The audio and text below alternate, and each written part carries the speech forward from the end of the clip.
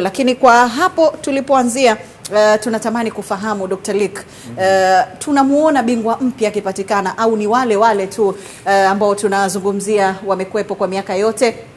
Brazil ambaye ametoa mataji hayo mara 5, lakini Ujerumani kufuatiwa na mataji yake 4, Italia naye pia na mataji 4, lakini pia Argentina taji la mwisho amelipata pale Qatar mwaka 2022, lakini Ufaransa mataji 2 kama ilivyo kwa Uruguay, wakati England it's coming home bado wana matumaini kwamba huenda wakaongeza nyota nyingine katika jezi yao kama ilivyo kwa Hispania ambao pia ni mabingwa mara moja. Dr. Lick,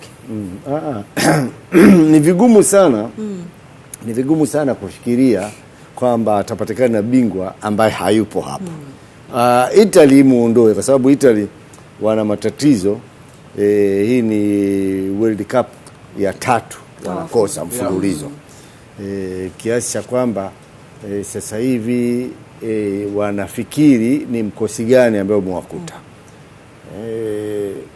Sasa hawa wengine waliobaki wote hawa ukiunganisha na timu nyingine, kwa kweli peke yake ambaye naona anaweza kaingia haidhuru kuleta ushindani labda ni Ureno. Kwa sababu Ureno bado wana kizazi sio cha dhahabu kabisa kile, lakini wana kizazi kizuri. Na mara nyingine unajua hizi timu nyingine ukiona kizazi wakasema kizazi cha dhahabu ndio ambao wanakufa. Utashangaa wewe mwenyewe kwamba tulitegemea sana. Tumeona Ureno, tumeona Ubelgiji mkwisha amepotea hivi kimya kimya. Ureno yeye labda anaweza kuingia pale, lakini kwa ujumla kila mara unafikiri kwamba katika hawa ndio watatoka tena wengine. Unakubaliana naye bila shaka? Kwangu mimi nasema hawa kasoro ashamtoa nje Muitaliano, lakini hawa vile vile kasoro Uruguay. Na ukiangalia hata Uruguay Fatma hapo 1930 wakati World Cup inaanzishwa na 50. Kwa hiyo hata yeye touch ile ya michuano hana. Na hajarudi hata katika finali tangu mwaka 50. Kwa hiyo hao wengine wanaonekana wana afya, wana vikosi vizuri, lakini na Uruguay vile vile baada ya kuondoka wakina Folani, sasa hivi wakina Suarez uwezo umepungua. Huwezi kuwaona sana kama wanaweza wakaondoka na hili kombe. Wengine naafikiana na Dr. Lick kwamba yeyote anaweza akaondoka. Natamani kama vile Julita niambie labda Mexico pia anaiona inaweza ikaingia hapa. Inawezekana mpira kwa shabiki wa Mexico sababu anacheza mpira wa kulipa Mexico.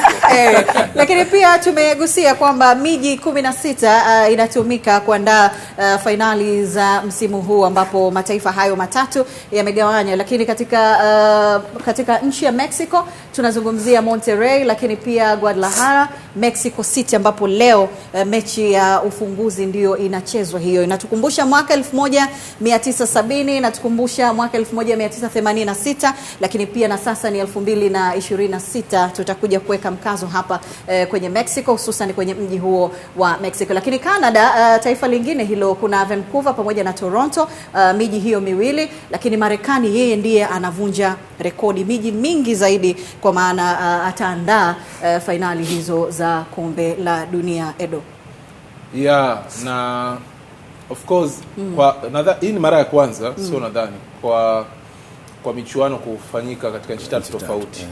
Lakini Marekani kwanza angeweza kuifanya yeye mwenyewe. Isipokuwa sasa FIFA wanaona hadi zamu ya wengine ifike itachukua muda mrefu sana, kwa sababu kila baada ya miaka 4. Kwa hiyo alichofanya ni kwamba sasa hivi kama mko majirani na mna nguvu kubwa ya kiuchumi, anawapa na michuano ya mwaka 2030 vile vile zitakuwa na timu 3. Of course mataifa matatu yataandaa. Lakini yao yako karibu vile vile. Ukiangalia Morocco na Spain ziko karibu na kuna moja iko Amerika Kusini. Kwa hiyo Marekani ingeweza kuandaa mwenyewe, lakini lini ingefika tena zamu ya Canada? Sababu bado inabidi ende Saudia. Mataifa mengi yana uwezo, Australia haijawahi kufanyika michuano na wanaweza kuandaa. Okay. Na katika miji yenyewe Marekani ndio hiyo, miongoni mwao kuna Seattle, Dallas, lakini pia LA, Houston, Boston, New York, New Jersey, lakini pia Miami, Atlanta pamoja na Philadelphia, miji mingine. Na ukitazama kuna baadhi ya miji na itachukua mechi chache, mfano hiyo Mexico City mechi 5 tu katika uwanja huo wa Mexico City Stadium, mechi 5 tu ikiwemo hii ya ufunguzi. Kwa hiyo miji ni mingi, wamejaribu kupunguza ule mgawanyo pia. Dr. Lick. Naam, hiyo ni kwa sababu ya kurahisisha ili utaona kila siku kutakuwa na mechi, hakuna siku inakosekana mechi kwa sababu ya hiyo. Kwa hiyo kadiri ambavyo unasambaza kwingi ndivyo ambavyo ni rahisi zaidi kuendelea kwa michuano hiyo kufanyika.